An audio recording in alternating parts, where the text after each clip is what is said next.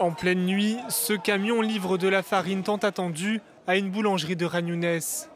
La cargaison est gardée par des hommes armés. Certains se bousculent pour repartir avec un sac de farine. Signe d'une extrême tension qui règne au moment où les premières denrées alimentaires arrivent, après 2 mois et demi sans aide humanitaire dans la bande de Gaza.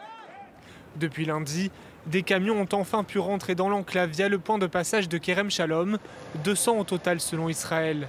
Avant la guerre, 500 camions passaient chaque jour. L'ONU a pu réceptionner et répartir 90 chargements pour l'instant. Cela a pris du temps, car les camions étaient coincés dans une zone difficile d'accès et non sécurisée selon les Nations Unies.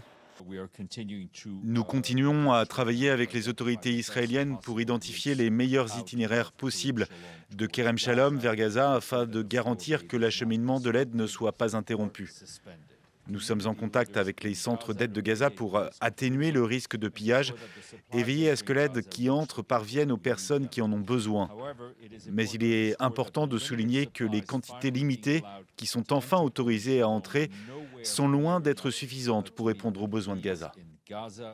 Benyamin Netanyahou affirme vouloir éviter une crise humanitaire à Gaza pour ne pas perdre des soutiens.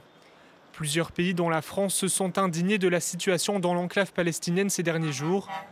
Mais cette reprise de l'aide ne fait pas l'unanimité. Des manifestants israéliens d'extrême droite ont tenté de bloquer le passage des camions. Ils ont été arrêtés par les autorités israéliennes. En tant que citoyen israélien, je suis ici pour protester contre cette situation immorale et injuste qui consiste à nourrir nos ennemis alors qu'ils retiennent nos otages. 57 otages israéliens sont encore retenus dans la bande de Gaza. 20 sont encore en vie de façon sûre selon Israël.